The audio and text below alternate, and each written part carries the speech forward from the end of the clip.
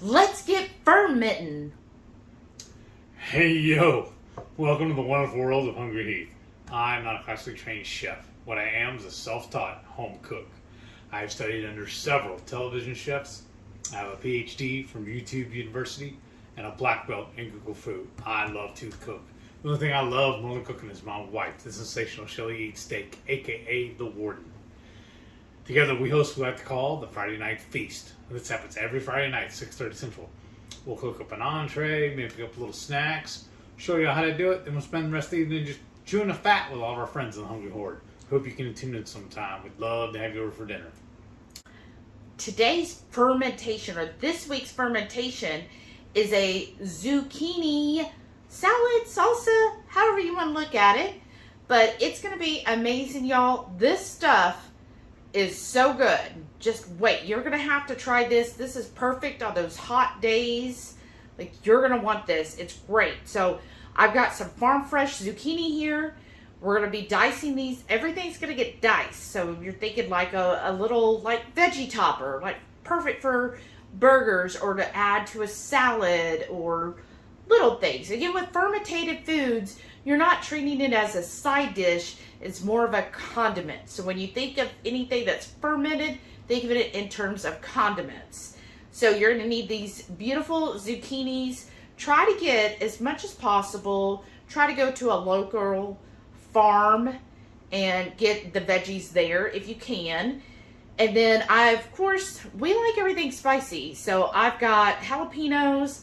I've got the some nice baby sweet peppers. It's kind of like a bell pepper, but a little bit sweeter.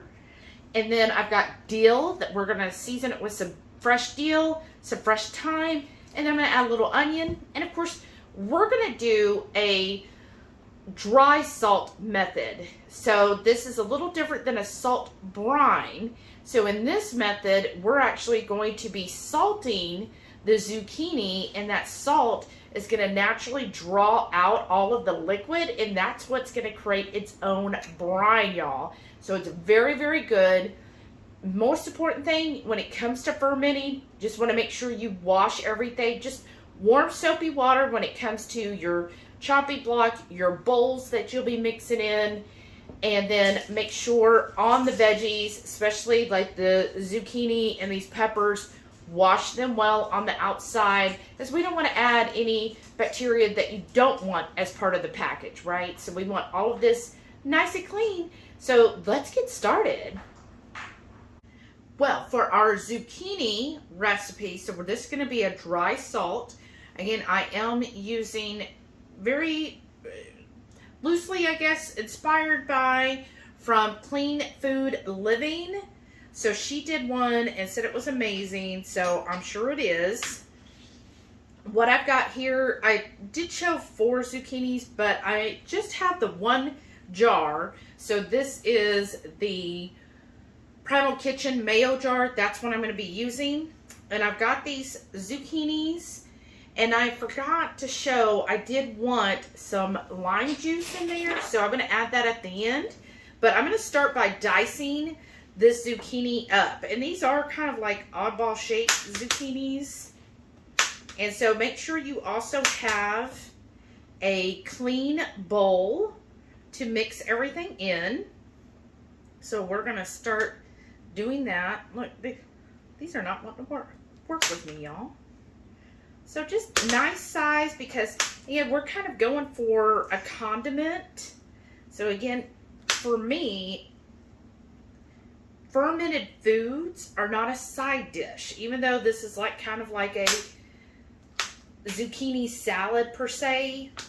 It's really not a side dish. This is a condiment. So this is going to be great to add to different dishes that you might have. Like, what do you think this would be good on, Heath?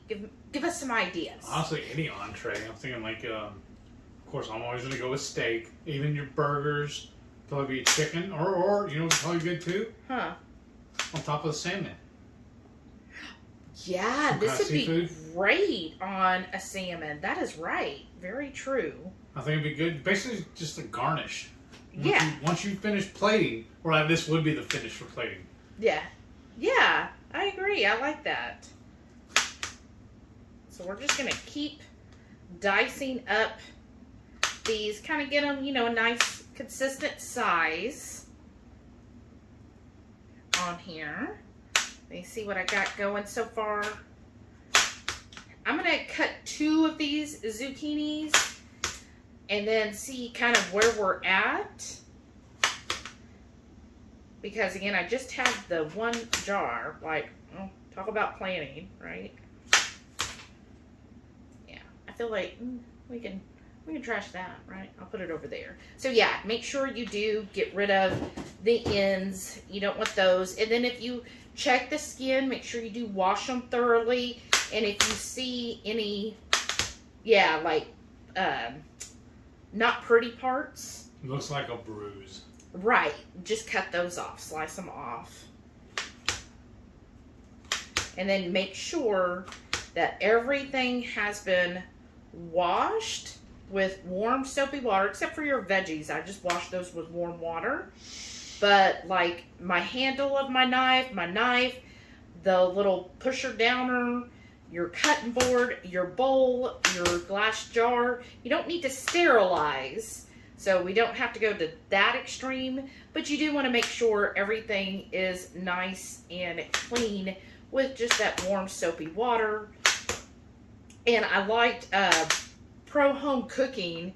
I felt like he gave a good synopsis of what is fermentation. It's a slow way of preventing decaying of your food, because all food starts decaying, right? And so fermentation is that food decaying, and then you're just helping, basically eating it at those points. Now, I always say you want to make sure you ferment for at least 3 days, and then have with you some type of pH meter, right? I'll show you mine when we get to like day 2 and 3. I'll show you the one that I got off of Amazon. But I'll put a link at the bottom too. Yes, to all the stuff that I use. I'll put a link here. But the one for that, because what it is once you get to, ooh, that was hard there. Once you get to under 4.6, then you are good to go. You don't have to, you could decide basically from there, do you want to continue letting it ferment?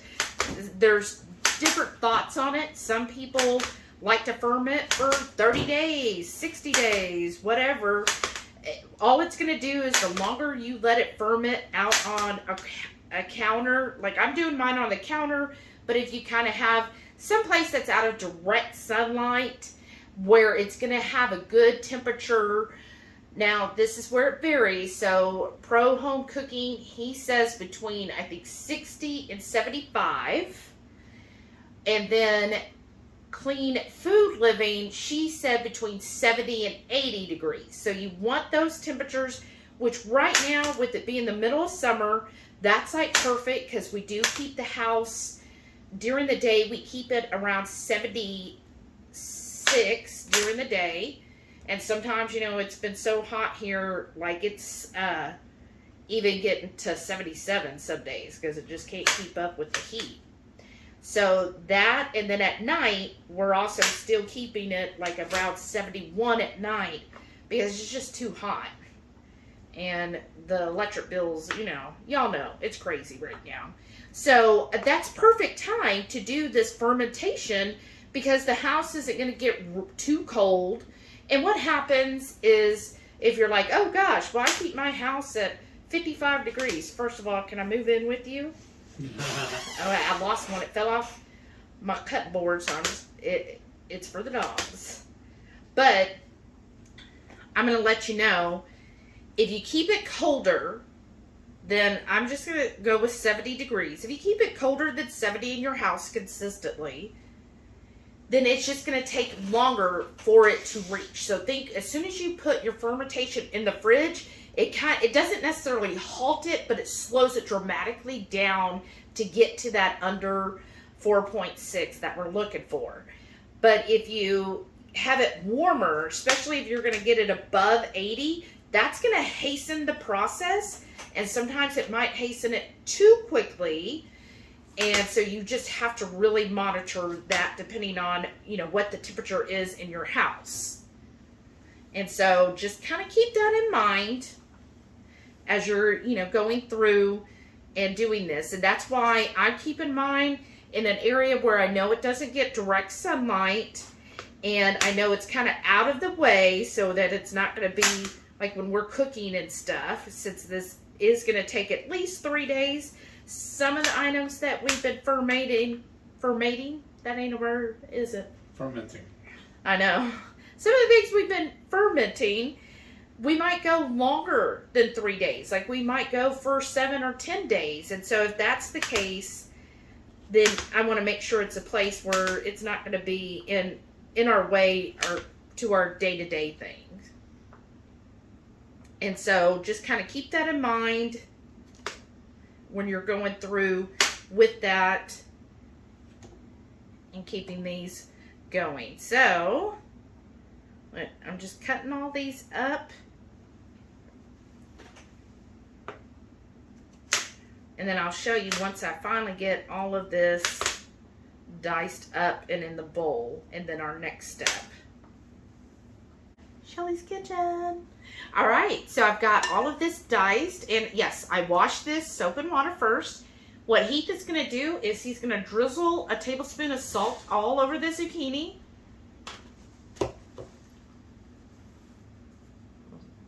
Drizzle it all in there. Just get it in there. You want me to bang it? Oh, I think we're good. Good enough. And then I'm just going to toss this. Sorry, y'all. And what's going to happen is the salt is going to start pulling out all of that natural moisture that is in zucchini. And that's what's going to help make the brine for this salsa. And I hope, so that was 2 zucchinis. I think that's going to be good on filling this jar up. So I'm just going to put that in there. So while that is marinating, I'm going to slice up the rest. Perfect. So I've got here all of the different bell peppers. These are those like mini sweet ones. But, you know, whatever bell pepper you want. Plus I have a couple jalapenos. And you're just going to dice these up as well. And I like to have a good assortment because you eat with your eyes first. So I am making or adding to it these pretty red ones. And then I've got a couple, I guess they're kind of like chocolate. It's kind of like a brown and a red combo. So I'm, again, going to kind of dice these up. But I thought this would be a nice little pop of color as well. And when it comes to fermenting, it all depends on you as far as how long you want to ferment it. So that's what I was saying is if you, after 3 days, and just like from Clean Food Living, she says, how long do you want to ferment? When you're ready to eat it. So basically, after 3 days, first check the pH, make sure it is under that 4.6, and then just taste it. It's okay to taste it. And you'll taste it and be like, okay, maybe you're like, that's good for me. And then you just put the lid on it, put it in the fridge. Or if you're like, you know what, I want it to be a little more sour. I want a little more of that sourness kind of built into whatever it is you're fermenting. Then you just go ahead and leave it out. And then just check it each day. And again, just taste it. And of course, I know I keep driving home with this. As you taste, always make sure you're using a clean silverware. You know, nice, clean, fresh. Even though it might be right out of the dishwasher, I'm still going to wash it with some warm, soapy water before I put it in there. And having the little bit of fork or spoon that you're putting into it is not going to affect the overall, like that little bit of metal isn't going to impact it. So that's another tip, is make sure you are using glass jars to ferment your vegetables in. And look at that beautiful red color on all of these. This is going to be such a great condiment for all of your wonderful food. And then what I also have here is a couple jalapenos. So I'm going to dice that as well, seeds and all, because I want a little bit of heat. I like spicy. Or, well, we like spicy, right? And so if we can add some heat with the jalapeno, that'll definitely give us what we enjoy, kind of having that sour and the heat. I think it's going to be such a great combo. And then we have our fresh herbs that we're going to add to it. So I will also chop the fresh herbs up too and put those in there. And it's just going to be, I think this is going to be an amazing topper to a lot of food. Or if you're somebody like during the summer, because this is ready, you know, in August, the beginning of August, you might enjoy having a salad. So here's a great thing to kind of toss in with your salad. That sounds good. Yeah. And you're getting, again, these great fermented foods. These are so healthy for you, so great for your gut bacteria, and really is going to help heal, especially if you have gut issues like I do. It's going to help heal your gut, getting those important microbes that your gut needs. And it's important to get a variety of fermented foods, because you want to get all the different types of bacteria from each of the different ones that you're getting. So that's why I get also yogurts, and I get kefir, and then I've got kimchi, sauerkraut, and then these home fermented items. So again, just all kinds.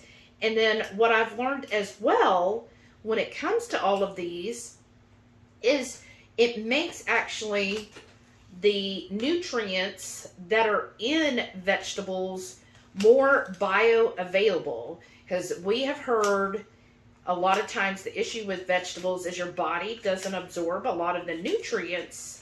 Well, yeah, when you cook vegetables and even pickling vegetables and different ways that you handle the vegetables, it does deplete those nutrients, and it doesn't always allow those to be bioavailable. But when you ferment, it actually breaks down those things that don't have the bioavailability. So now I've got all these chopped, right? That looks so good. So I'm going to go ahead and just kind of add these to the bowl.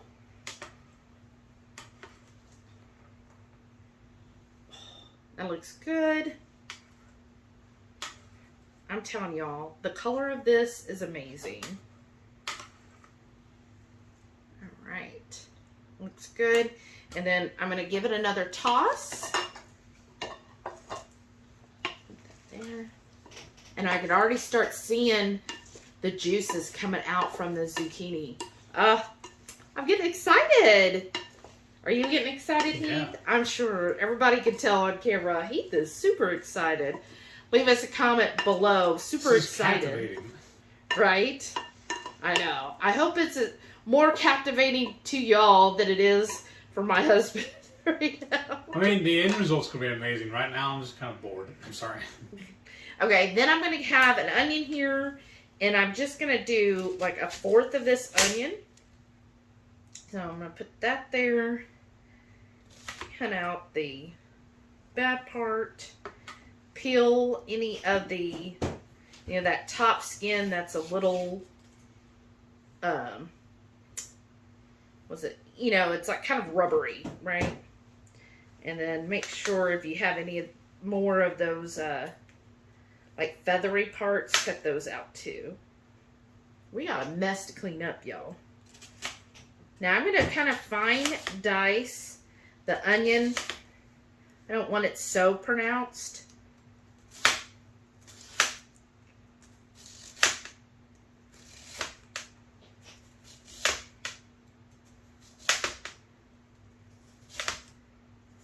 Oh yeah, it's going to be so good. I'm so excited.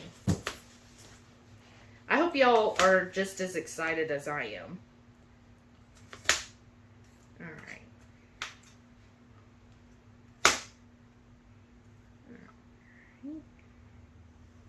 Let me give it another little rough chop here in a second.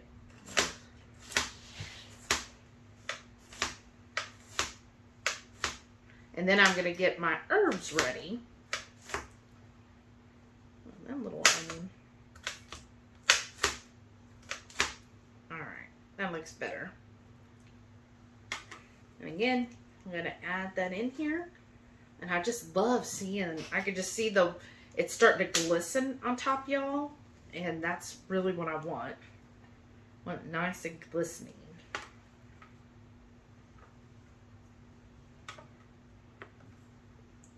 Only thing I hate about this knife is it's got like I guess it's like a safety stop feature. So I can't get like scoop as well because it's like, oh no, I don't want you to go all the way to the board. All right. So again, give that a nice toss. Get that onion off my finger. Is every time we add stuff, we're going to toss it again. I mean, this right here looks awesome.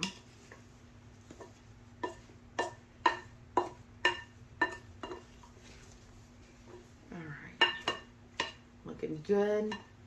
And then now let's get our fresh herbs here. So I've got this dill.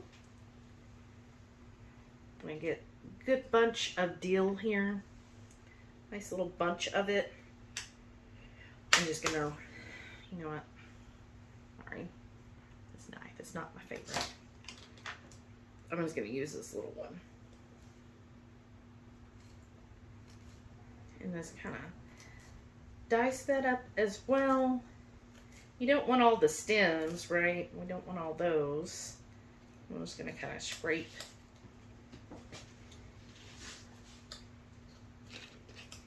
Scrape some of these little leaves off and put the stems in our little trash there. And then, ooh, that dill smells good. I'm going to sprinkle that on top there. You like that? Mm-hmm. All right. That's the deal. And then now, let's get some thyme in here. Some nice fresh thyme. Come on. Come on out. Come out and play with me. All right. Let's see here. Loving all the fresh herbs. So, again, I don't want those stalky stems or I guess woody stems. So let's kind of take roll it up a little bit. Oh, it smells good. And doing the fresh herbs is really going to help when you get them fresh versus the dried herbs. Is it's going to allow those natural oils in the herbs to come out because you're going to cut it fresh. And then that's going to bring out that nice oil and the scents and the aroma. It'll be a lot better. All right. So I'm going to add this to it. And then I'm going to stir it again. And then I'm going to go clean up a little bit here. And take about 5 minutes or so, 5-10 minutes to kind of let everything in the bowl marry a little bit better and that salt really go to work. And then I'll show you the next step as far as what we're going to do to get it all ready so we could get it in our jar. Okay, y'all, it's been actually about 15 minutes. You know how it is. You get busy doing stuff. An active household. Right, but I just kind of want to show y'all. You can see already, look at all of that juice already coming out. And then what I'm going to start doing here, oops, sorry it's kind of loud. Got my clean jar and I've got my little plunger. I want Heath to just drizzle like a teaspoon of... It's a lot of lemon. Yeah, let me turn it to the side. It tells me how many teaspoons to a thing. Anyway, oh, did you shake it first? Yeah. Okay. I'm shaking it again, though. Just do a teaspoon. You basically want like 2 to 3 wedges of a lime. I like lime, or you can use lemon. Which one is that? Lime or lemon? It's a limon. Which is lemon. Lots of lemon. So lemon juice, or you lime It's juice is even better. Juice, yeah. So just like a teaspoon. So there. Ooh, that's plenty. And then this, you want to make sure you have clean hands. So I freshly washed my hands. And what you're going to do, you don't want to damage it, but you do want to kind of squeeze, but kind of gentle squeeze, right?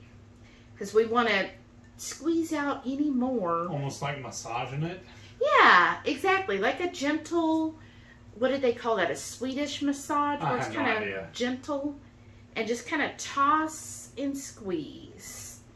And definitely the clean food living, she showed this as well. So I'm just following her method, y'all.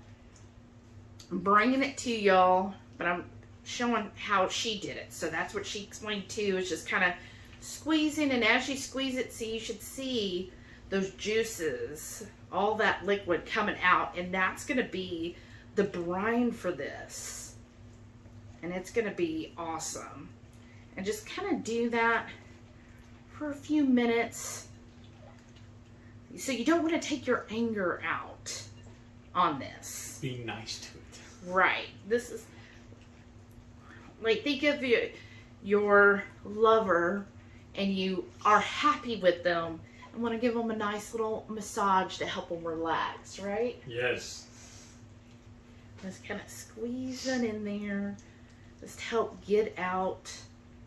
And then I'm also, with that, it's getting that lime juice incorporated and just getting all of the fresh seasonings, that dill and that thyme, really mixed in there. Really helping with that. And this is going to be so good. So excited, y'all. Oh, yeah. So I'm really getting a lot more of the juice. Look at that. I see juice, brine, whatever. That's what you want. You want it soupy, right? You want this to be soupy, because when we put this in there, we want to make sure there is enough to cover all of it, right? So we want to get all of those last amount of water that's in the zucchini, really getting that out of there. So that'll make this wonderful fermentation brine. That's good. Now, you want a clean jar. So this is a clean jar. There is a little bit of salt residue because I was using that jar as kind of when I was weighing out a salt brine for other recipes that y'all have probably seen. So I wanted to it's just been salt in there. So I was like, that's okay. We're okay with a little salty on this side of things. But you can also get a funnel if that would make it easier, a wide mouth funnel. Or just doing like what I'm going to do, just use my hands. They're already dirty, right? And I'm just going to put this in here and I'm going to start packing it in. And I am doing it over my clean board here. So then that way, anything that... It's like you're playing with your food. I mean, truly.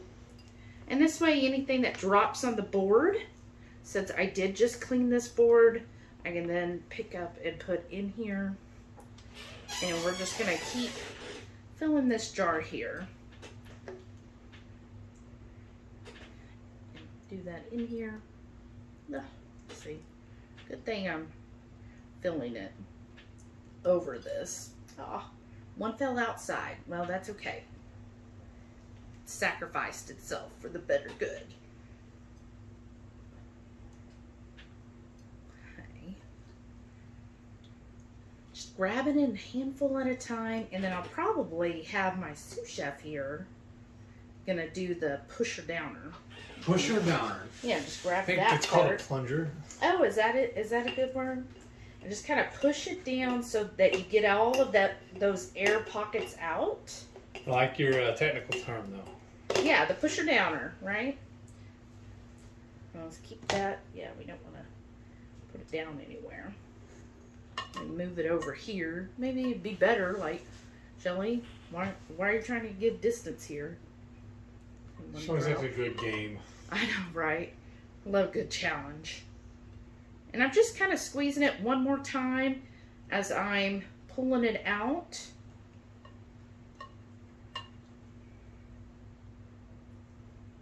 And of course, I do see that I've got a lot of the dill and the thyme kind of on my hands here. So with the salt in there, that'll help get it off my hands.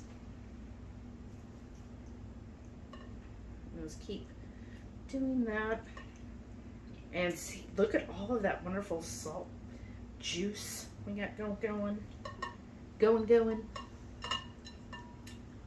I'm really excited for this because when she did it, she said it was like the best fermentation food she has ever made. It was. Wow. She said it was so good that she couldn't stop eating it right out of the jar because, like, after a couple days, she went to go taste it. You know, first took the pH, and then she went to go taste it, and she was like, "Oh my gosh, this is really, really good." And she was like, "I just kept eating it by the spoonful," and I'm like, "Okay, I am sold. We're doing this." Okay, plunge it for me. The pusher downer. Pusher downer, please. Really get down in there. Don't want to, like, kill it too much, but yeah, push it down so we get and towards me a little. Yeah, there you go. Yeah. All right. I'm gonna try to get some of these herbs off my hands here, y'all. Cooking is dirty, right? Myself a little bath.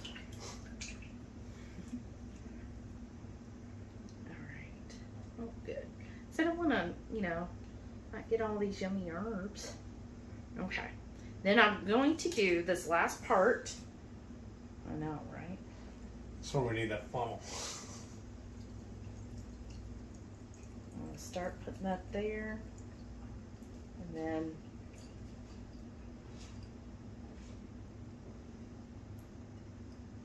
I'm going to push this in here.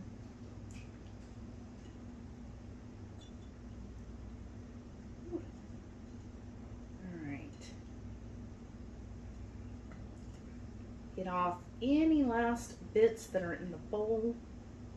Put that to the side. Make sure there's nothing. I'm going to push that down. This is where those wide mouth jars would be great. Right? Push off the side here. And then, yeah, can you plunge it a little more to get it down in there? Just kind of push the top all the way around. Not like jagged, just kind of push so you get the liquid over it. And the side there now. And towards me a little. Right here. See, I see a piece of onion there. Right here. That help? Yeah. There you go. Alright. But see, when I'm hitting it, it pops up another one. Yeah. Okay. Let me go back in. And then I'm going to kind of push a little here on the side. And then what I'm going to do is I have a baggie here that, again, nice and washed baggie. Washed it completely. And I'm going to go in here. Oh, this baggie might not be big enough. I feel like it'll sink. So let me go wash another bag because it didn't, I thought it would fill more, but it didn't. That's fine. And I'm going to go wash my hands, clean up, get a better baggie. Now, if you have, you know, good weights, see if this was a wide mouth jar, I could use the weights, but otherwise, you know, a rock or something where you get in there, really push this down. We really want that liquid over all of it. Okay, y'all. So I got a better bag. I'm going to kind of put this in here, right?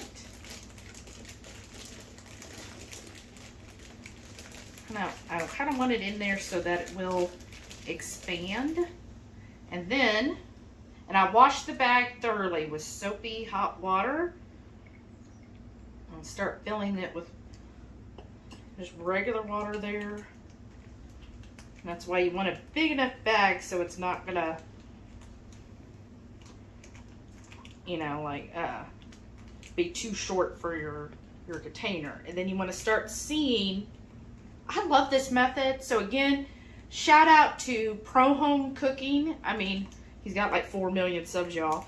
I'm sure he cares about what I think. But anyways, this is an awesome method with the bag. Like, especially if you're using jars that have a different size opening. And you're like, oh, I got those things from Amazon, but they're too big. Yeah, they're too big to go in this jar that I have, right? Well, this is your workaround. Yeah, and I like that method, you know, because water, the bag's going to fill up for the space that's needed. I'm just going to add more water only to this plastic bag to basically weight it down. And then you should see here the salt brine is coming up. So the more water I add to this bag, I'm going to push more of that brine up. And then, yeah, like you can close this bag if you need to, or I'm just going to leave it open because I think that is perfect because the brine is almost up to the top here and all the veggies are underneath. And it's nice and packed in there. Like you can see, I have a little floater. It should be fine, but everything is nice and packed. And I'm going to tell you, like, a couple of them that fell off that, you know, obviously I was like, ooh, this isn't completely, like, I didn't wash down the countertop. I took a bite. It is very salty at this point. It will mute over the next few days. But to me, I was like, oh, I would eat it like that. Like, I thought it was just salty enough. But I know not everybody likes things super salty. But I think it's really good, y'all. So, I'm excited. I'm going to go put this on in an area. You want to keep it somewhere where it isn't, I wouldn't say dark, but basically where it's not going to be in direct sunlight. We want to keep the temperature. If you go by Pro Home Cooks, he's going to say between 60 and 75. Clean Food Cooking, she says between 70 and 80. We generally keep our house around 76 during the day. At night, it goes down to about 71. So that's perfect temperature. That's where you want it. Again, out of direct sunlight.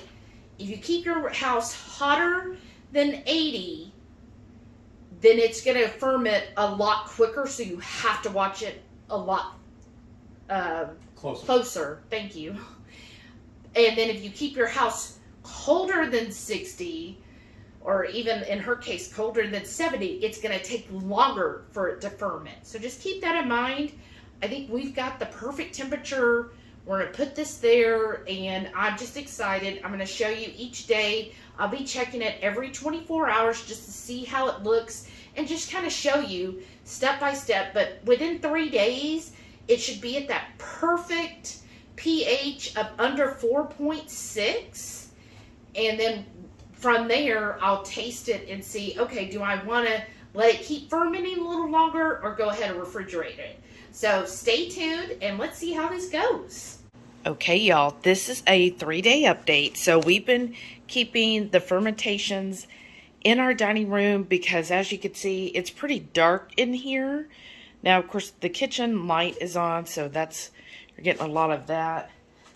But if we turn that out, so it's nice dark area, doesn't get any direct sunlight, and it's kind of, it's almost center of the house, so it has an even temperature throughout. So I'm going to turn on the light so we can take a look at these. So we got several of them. Here's our tomato.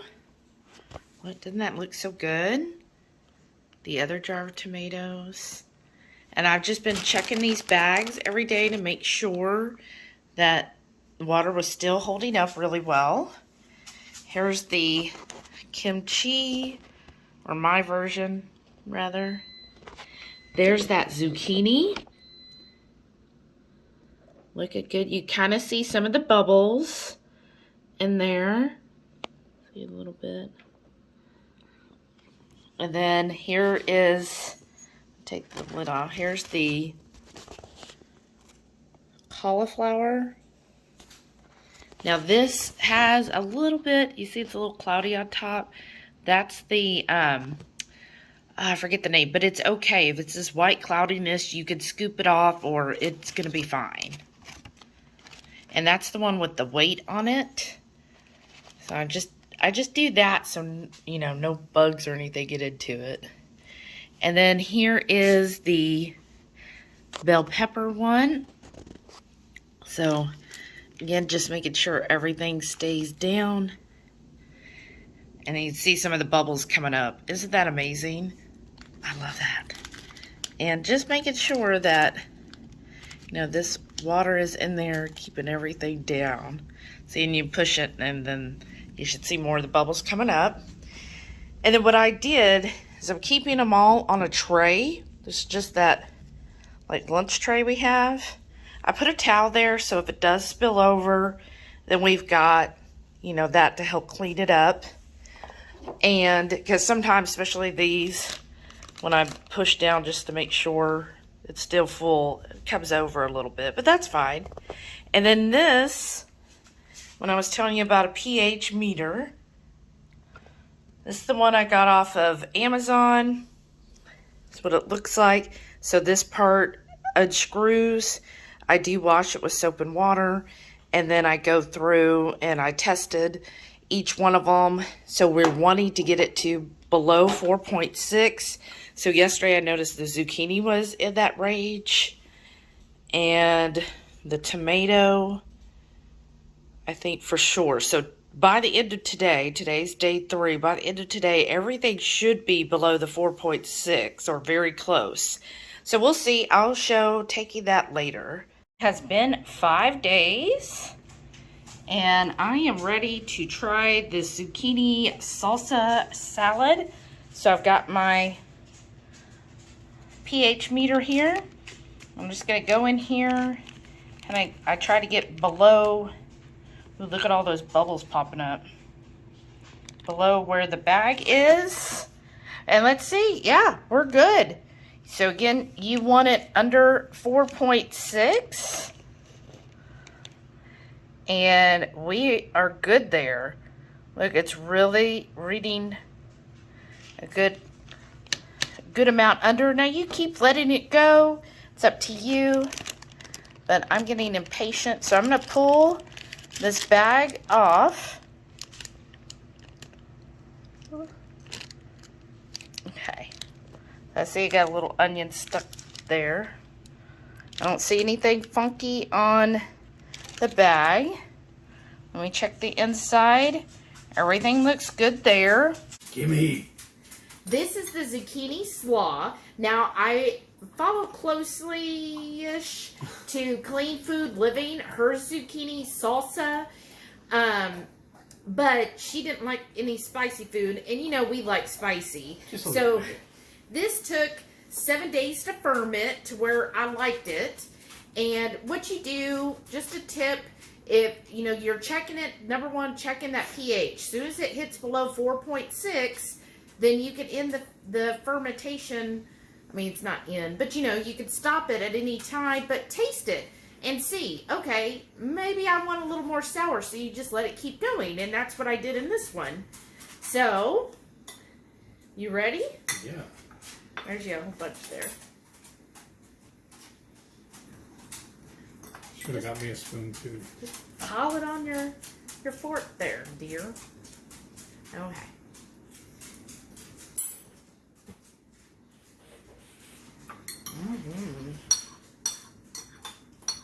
That's really good. Definitely taste the dill. Here, get you a good bite. Yeah. You definitely taste the dill in that.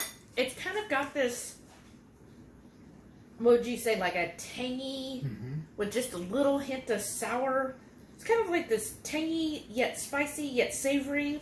It's like a good mix, right? It's like umami, right? The fermentation's kind of the umami because we had the jalapenos and all, and I think habanero, that gave it that little bit of heat. A little punch. Right, but it's not overwhelming to me. We got the salt, of course. And just a tip, make sure when you weigh on the salt, don't weigh the jar. Just the contents and the liquid.